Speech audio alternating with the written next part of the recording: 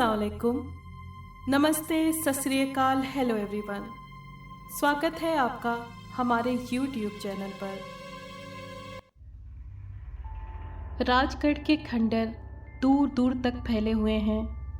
इन खंडरों में पुरानी दबी हुई तहजीब यानी संस्कृति को देखने लोग आते हैं।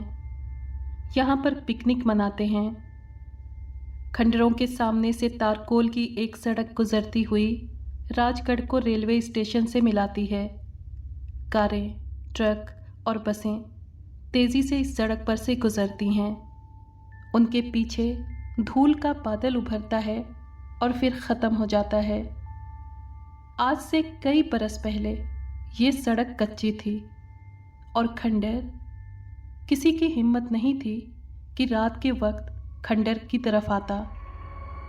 दिन में सड़क पर बैलगाड़ियाँ या कभी कभी गाड़ियाँ गुजर जाती थीं, लेकिन जैसे जैसे दिन ढलता सड़क वीरान होने लगती थी।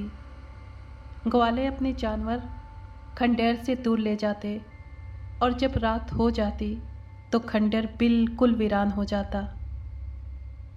राजगढ़ में मशहूर था कि उन खंडरों में एक नागिन रहती थी जो दिन में तो न जाने कहाँ जा छिपती थी, लेकिन अंधेरा होते ही वो अपने ठिकाने से निकलती थी। उस वक्त उन खंडरों में उसी की हुकूमत होती थी। बस्ती का कोई भी आदमी रात गए उधर नहीं जाता था। अगर कभी इत्तेफाक से कोई अजनबी रात की ट्रेन से आता और खंडरों की सच्चाई से अनजान होने की वजह से उस सड़क से गुजरता तो वो कभी भी बस्ती नहीं पहुंच पाता था। सुबह को उसकी नीली लाश उन्हीं खंडरों में पड़ी मिलती और उसके निचले होठ पर नागिन के दांतों के निशान मौजूद होते। कई अजनबी उस खूनी नागिन का शिकार हो चुके थे। उन सब के निचले होठ पर नागिन के दांतों के निशान मिले। ये एक राज सा था कि नागिन निचले होठ पर किस तरह डसा करती थी और इसी राज की वजह से लोग उस नागिन को आत्मा कहा करते थे, जो नागिन के फेस में खंडरों की रानी बन गई थी। बरसों से यूं ही होता चला आया था। बस्ती के किसी भी शख्स ने नागिन को नहीं देखा था। उनका ख्याल था कि जो भी एक नज़र नागिन को देख लेता है वो मौत का शिकार हो जाता है और इसी वजह से बस्ती का कोई शख्स रात की ट्रेन से आता तो रात स्टेशन पर ही काट देता और सुबह को बस्ती की तरफ आता। अनदेखे खतरे का खौफ बस्ती के बासियों की रगों में समाया हुआ था। बड़े बूढ़ों का मानना था कि ये राजगढ़ के स्वर्गीय राजा की आत्मा है जो नागिन के फेस में खंडर में दबे खजाने की रक्षा करती रहती है और रात को जो कोई उधर से गुजरता है उसको डस लेती है। मगर वो सिर्फ निचले होठ पर ही क्यों काटती है, इसका जवाब किसी के पास नहीं था। इन भयानक खंडरों से दूर बस्ती में कस्बे का गबरू नौजवान राजू मुखिया की बेटी राधा को दिल दे बैठा था। सिर्फ राजू ही क्या, बस्ती का हर नौजवान राधा को देख लेता तो दिल की धड़कनें गिनने लगता। और राधा थी भी ऐसी ही हसीन, पतले पतले नाजुक होंठ, गाल जैसे कश्मीरी सेब, और जब वो मुस्कुराती तो दोनों गालों पर नन्हे नन्हे गड्ढे पड़ जाते। राजू जब भी उसको देखता वहीं दिल थाम कर रह जाता। मगर राधा तो हिरनी थी, एक अल्हड़ हिरनी। वो किसी को कुछ नहीं समझती थी। नौजवान दिलों पर बिजलियां गिराती और बरसात की धूप की तरह गायब हो जाती।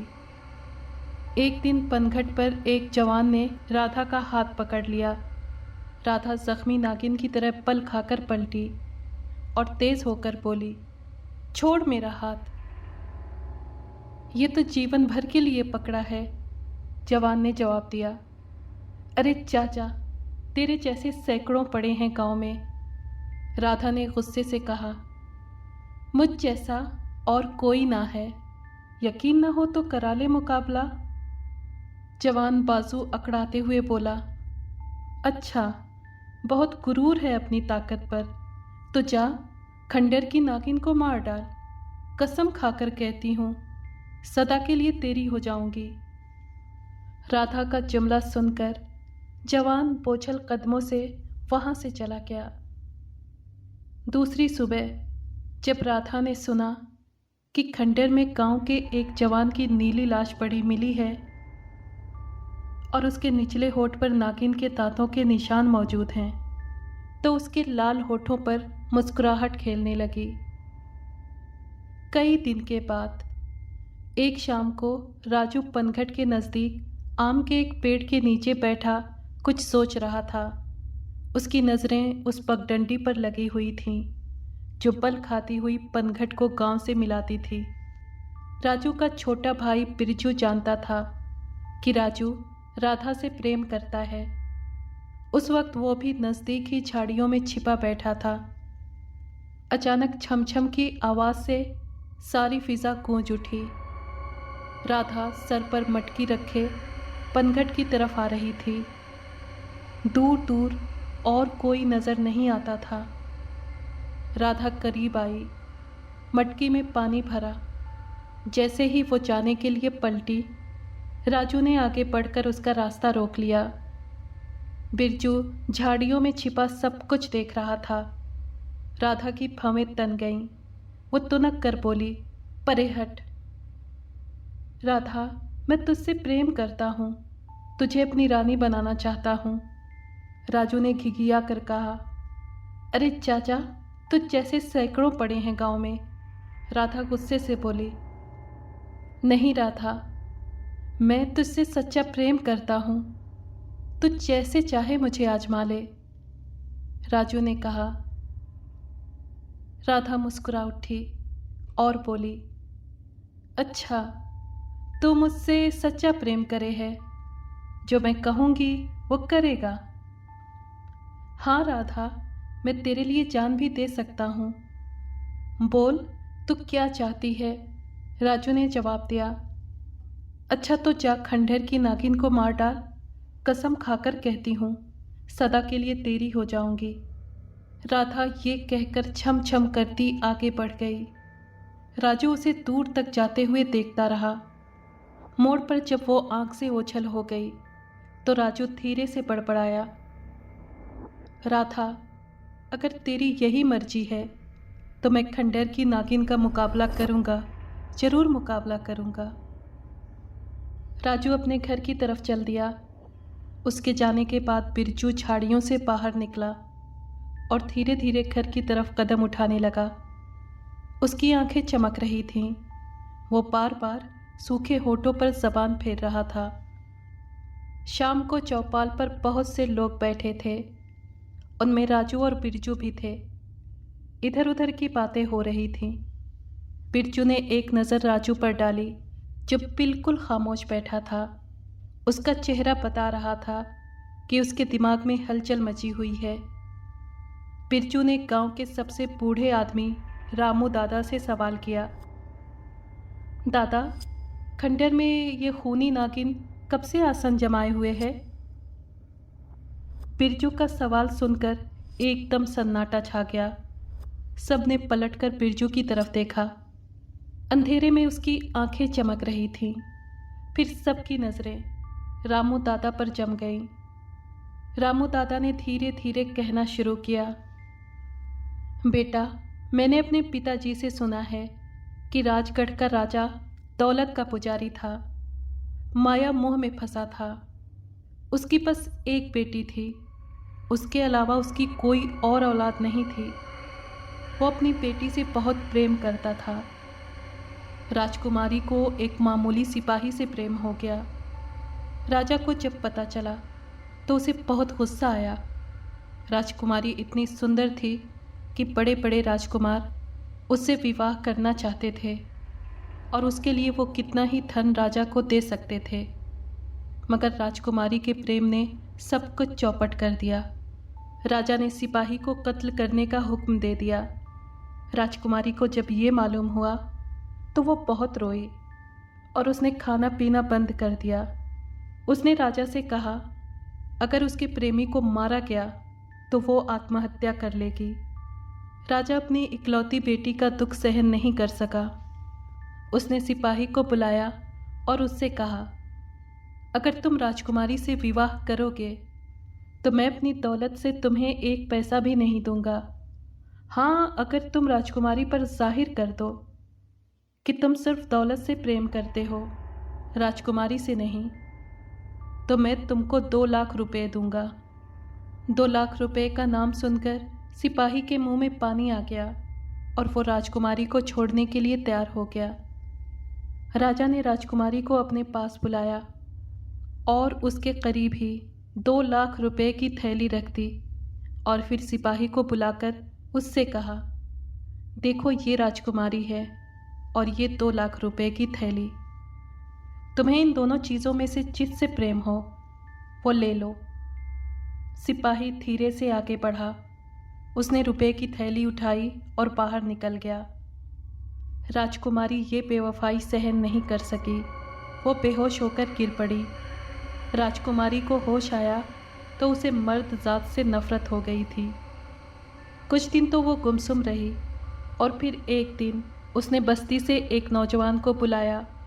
खुद लाल जोड़ा पहनकर बिल्कुल दुल्हन बन गई और उस नौजवान के साथ रात गुजारी। सुबह होते ही उसने उस नौजवान को कत्ल करा दिया। अब वो हर रात एक नौजवान को अपने महल में बुलाती, खुद जेवर और लाल जोड़ा पहनकर दुल्हन बनकर उस नौजवान के साथ रात गुजारती और सुबह होते ही उसे कत्ल करा देती। बहुत से नौजवान इंतकाम की भेंट चढ़ चुके थे, लेकिन उसके मन की आग ठंडी नहीं पड़ी थी। और एक दिन वो अपने बिस्तर पर मुर्दा पाई गई। उसका सारा शरीर नीला हो गया था। उसका सारा शरीर नीला हो गया था। उसे सांप ने डस लिया था। महल में सांप कहाँ से आया ये किसी को मालूम नहीं था। लोगों का मानना था कि किसी ऐसे नौजवान के घर वालों ने सांप महल में पहुंचाया होगा जिसे राजकुमारी ने इंतकाम की आग में जलकर कत्ल करा दिया था। आखिर राजकुमारी के महल में सांप मिल गया। पहरेदारों ने उसे मार डाला और फिर जला दिया। इस बात को बरसों बीत गए। राजा का महल वीरान हो गया। जो भी मर्द उस महल में रहा उसे अनदेखी नागिन ने डस लिया। राजकुमारी की मौत के दूसरे दिन से उस महल पर नागिन का राज हो गया था। धीरे धीरे महल गिरने लगा और फिर खंडहर हो गया, मगर नागिन का राज अब भी उस खंडहर में है। रामू दादा रुक गए। बिरजू ने राजू की तरफ देखा, लेकिन राजू तो न जाने कब वहाँ से उठकर चला गया था। बिरजू उठा, उसके साथ ही उसका दोस्त जुम्मन भी उठा। दोनों बातें करते हुए जुम्मन के घर की तरफ चल दिए। बिरजू कभी कभार जुम्मन के घर पर सो जाया करता था। उसने सोचा कि कहीं राजू खंडहर की तरफ न जाए। उसके दिल ने तसल्ली दी कि आज तो राजू सोचेगा, भला बिना सोचे समझे कोई इतना भयानक कदम उठा सकता है। राजू कभी खंडहर की तरफ नहीं जाएगा, क्योंकि वो जानता है कि खंडहर रात में मौत की वादी बन जाते हैं और वहाँ जाने का नतीजा मौत है। वो बेफिक्र होकर जुम्मन से बातें करता उसके घर तक चला गया और कई रात तक बातें करते रहने के बाद वहीं सो गया। आधी रात गुजर चुकी थी। दूर आसमान पर सितारे चमक रहे थे। कभी कभार बादलों की टुकड़ियाँ उन्हें ढक लेती। कभी कभार कोई नन्ही बदली का टुकड़ा चांद को ढक लेता। हर तरफ अंधेरा छा जाता, लेकिन फिर चांद बदली से निकल आता और चारों तरफ चांदनी बिखर जाती। राजू एक हाथ में लाठी और दूसरी हाथ में टॉर्च दबाए भारी कदमों से खंडहर की तरफ बढ़ रहा था। दूर दूर कोई नहीं था। हर तरफ सन्नाटे का राज था। कभी कभी किसी पेड़ से उल्लू भयानक आवाज़ निकालता और फिर वही सन्नाटा छा जाता। इस सन्नाटे में राजू के दिल की धड़कनें साफ सुनी जा सकती थीं। खंडहर के करीब जाकर राजू रुक गया। उसी वक्त बदली ने चांद को आगोश में ले लिया। अचानक अंधेरा छा गया। इससे पहले कि वो टॉर्च जलाता, चांद बदली का सीना चीर कर फिर दमक उठा। रोशनी होते ही राजू उछल पड़ा। झाड़ियों के करीब कोई औरत खड़ी थी। उसका लाल जोड़ा और गहने चांद की रोशनी में चमक रहे थे औरत की पीठ राजू की तरफ थी। ऐसा लगता था जैसे कोई दुल्हन घर से भाग आई हो। मगर इतनी रात गए इस खंडहर में, कहीं ऐसा तो नहीं कि ये कोई अजनबी हो और रात की ट्रेन से आई हो और अकेले राजगढ़ की तरफ चलती हो। लेकिन इसका ड्रेस और अकेलापन, भला कोई दुल्हन यूं अकेले भी निकलती है? राजू के दिल में डर घर करने लगा। कहीं ये कोई चुड़ैल या डायन तो नहीं जो खून की प्यास लिए इतनी रात गए इन खंडरों में घूम रही है। राजू के शरीर में झुरझुरी सी आ गई और उसका सारा शरीर पसीने में नहा गया। हाँ हाँ, ये ज़रूर कोई आत्मा ही है। तभी औरत राजू की तरफ मुड़ी और राजू चौंक उठा और अचानक उसके मुंह से निकला, अरे राधा, तुम? राधा दुल्हन बनी और भी हसीन लग रही थी। उसके होठों पर मुस्कुराहट खेल रही थी। उसने मीठी नज़रों से राजू की तरफ देखा। राजू ने राधा को कभी इस रूप में नहीं देखा था। चेहरा लाल था, आंखों में बेचैनी थी, दावत थी, प्यास थी, समर्पण की झलकियां थीं, और जो कुछ था उसे शब्दों में बयान नहीं किया जा सकता। राजू सर से पैर तक हैरत बना उसे घूर रहा था। राधा धीरे धीरे आगे बढ़ी। उसके पैरों में घुंघरू बज उठे। वो राजू के नज़दीक आकर रुक गई। उसने अपना हाथ राजू के हाथ पर रख दिया और राजू के हाथ से लाठी गिर गई। उसकी ज़बान से टूटे हुए शब्द निकले, राधा, मैं सोच भी नहीं सकता था कि तुम भी मुझसे प्रेम करती हो, और इतना प्रेम कि मेरे लिए यहाँ तक अपनी जान खतरे में डालकर आ जाओगी। राजू के टूटे हुए शब्द सुनकर राधा के होठों पर रहस्यमयी मुस्कुराहट खेलने लगी। उसने प्यार भरी नज़रों से राजू की तरफ देखा और उसका हाथ पकड़कर एक पुराने कमरे की तरफ बढ़ गई। राजू जादू में जकड़ा सा उसके साथ साथ चलने लगा। राधा राजू को लेकर एक पुराने कमरे में दाखिल हुई जिसकी छत गिर चुकी थी। उसने राजू को एक तख्ते पर बिठा दिया और ख़ुद भी उसके करीब बैठ गई। राधा, राजू ने थूक निकलते हुए कहा। राधा ने उसे अपनी बाहों में खींच लिया। राजू कांप सा गया और उसने राधा की कमर में हाथ डालकर उसे ज़ोर से लिपटा लिया। राजू की सांस तेज़ हो गई। राधा ने अपने लाल होठ राजू के होठों पर रख दिए। राजू के दिल और जान में जादू सा दौड़ गया। वो डूबने लगा। रात धीरे धीरे सरक रही थी। राजू को ऐसा लग रहा था जैसे उसके निचले होठ पर गर्म लोहा चिमट गया हो। उसकी पकड़ और भी सख्त हो गई। राधा की आंखों में शैतानी चमक और भी बढ़ गई थी और राजू को तो ज़रा भी होश नहीं था। वो तो डूब रहा था। गहराई बढ़ती जा रही थी, गहराई और भी गहराई। दूसरी सुबह बिरजू जब घर पहुंचा तो उसे मालूम हुआ कि राजू रात से गायब है। उसके दिल पर चोट पड़ी और वो खंडर की तरफ दौड़ पड़ा। दूर से उसने देखा कि खंडर में किसी की लाश पड़ी है। उसका दिल ज़ोर ज़ोर से धड़कने लगा। वो लाश के नज़दीक पहुंचा तो किसी तरह भी अपनी चीख न दबा सका। वो लाश राजू की थी जो नीली हो चुकी थी और निचले होठ पर नागिन के दांतों के निशान थे। भैया कहकर वो राजू की लाश पर गिर पड़ा। सारी बस्ती में खबर फैल गई कि खंडर की नागिन ने राजू को डस लिया। लेकिन राजू इतनी रात गए वहाँ गया ही क्यों था, ये कोई नहीं जानता था। अगर कोई जानता भी था तो वह बिरजू और राधा थे। बिरजू के दिल में आग सुलग रही थी। वो राजू की लाश उठाकर चौपाल पर ले आया था। बस्ती के लोग चौपाल में जमा थे और अंदाजे लगा रहे थे। उनमें राधा भी थी। बिरजू ने राधा की तरफ देखा। राधा की आंखों में रहस्यमयी चमक और होठों पर अजीब सी मुस्कुराहट देखकर बिरजू सोच में डूब गया। इससे पहले भी बस्ती के कई नौजवान खंडर में मुर्दा पाए गए थे। सब कुछ जानते पूछते वो खंडर में कैसे पहुंच गए? कहीं ऐसा तो नहीं उन सबको राधा ही ने उकसाया हो। राधा को आखिर क्या पड़ी है जो सबको नागिन से मुकाबला करने के लिए भेजती है? क्यों? आखिर क्यों? बिरजू का दिमाग उलझता रहा। राजू राधा से प्रेम करता था। राजू की मौत पर राधा की आंखों में आंसू नहीं थे, उसकी जगह रहस्यमयी चमक थी। कहीं ऐसा तो नहीं? बिरजू उठ खड़ा हुआ। उसके दिल में अंदेशे घर बनाने लगे थे। मैं इस भेद को पाकर ही रहूँगा, चाहे इसके लिए मुझे अपनी जान भी गंवानी पड़े। बिरजू ने दिल में इरादा किया। अब उसके कदम बस्ती की तरफ उठ रहे थे। सारा दिन इसी उधेड़ बुन में गुजर गया।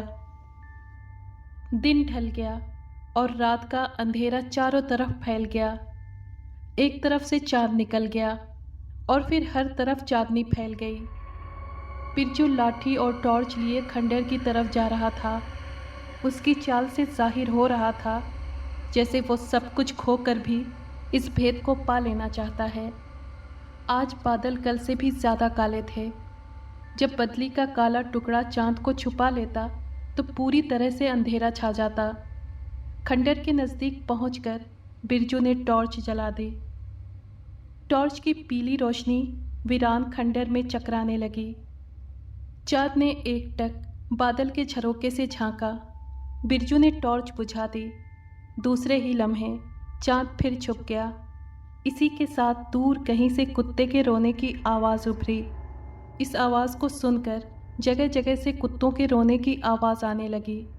बिरजू ने सुन रखा था कि कुत्ते तभी रोते हैं जब उनके आसपास कोई आत्मा मौजूद हो। उसके माथे पर पसीना आ गया और टॉर्च वाला हाथ कांपने लगा। उसने टॉर्च जलाई। टॉर्च की रोशनी किसी आवारा आत्मा की तरह खंडर में रेंगने लगी। तभी वो अपनी जगह पर उछल पड़ा। टॉर्च की रोशनी में लाल जोड़ा चमक रहा था। कांपती हुई रोशनी ऊपर उठी। वो कोई औरत थी जो लाल जोड़ा पहने जेवरों से लदी बिरजू की तरफ पीठ किए खड़ी थी। बिरजू का सारा शरीर पसीने में नहा गया। एक ठंडी सी लहर उसके बदन में दौड़ गई। वो औरत बिरजू की तरफ मुड़ी। बिरजू ने उसे पहले ही नज़र में पहचान लिया। वो राधा थी। बिरजू पर जैसे जादू हो गया था। वो आंख झपकाए बगैर राधा को घूरे जा रहा था। राधा ने अपनी जगह से हरकत की और बिरजू की तरफ बढ़ी। उसके करीब आकर उसने बिरजू का हाथ पकड़ लिया। बिरजू के हाथ से लाठी गिर पड़ी। राधा धीरे से मुस्कुराई, वही रहस्यमयी मुस्कुराहट जो शिकार को सामने देखकर शिकारी के होठों पर आ जाती है। बिरजू पत्थर की मूरत बना खामोश खड़ा था। राधा ने अपने कदम खंडर के पुराने कमरे की तरफ बढ़ाए। बिरजू जादू में जकड़ा सा उसके साथ चलने लगा। उसने कोशिश की कि वो राधा के साथ कदम ना बढ़ाए, लेकिन वो ऐसा नहीं कर सका। उसके पांव उसके बस में नहीं थे। कमरे में दाखिल होकर राधा ने बिरजू को एक तख्ते पर बिठा दिया। चांद बदली की ओट से निकलकर खंडर के भयानक माहौल पर रोशनी बिखेरने लगा। बिरजू ने राधा की आंखों में देखा, जहां इस वक्त बेचैनी, दावत, समर्पण, तड़प और न जाने क्या क्या लहरें ले रहा था। राधा भी बिरजू से सटकर बैठ गई। बिरजू बेचैन सा होने लगा। तभी उसके दिमाग को एक झटका सा लगा। इससे पहले कि वो कुछ करता, राधा ने उसे खींचकर अपनी आगोश में ले लिया और फिर अपने लाल होंठ बिरजू के होठों पर रख दिए।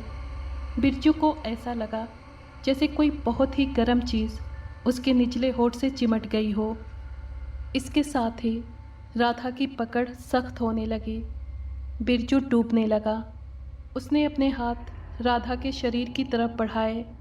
राधा के शरीर पर उसके हाथ फिसलते फिसलते उसकी गर्दन पर पहुंच गए।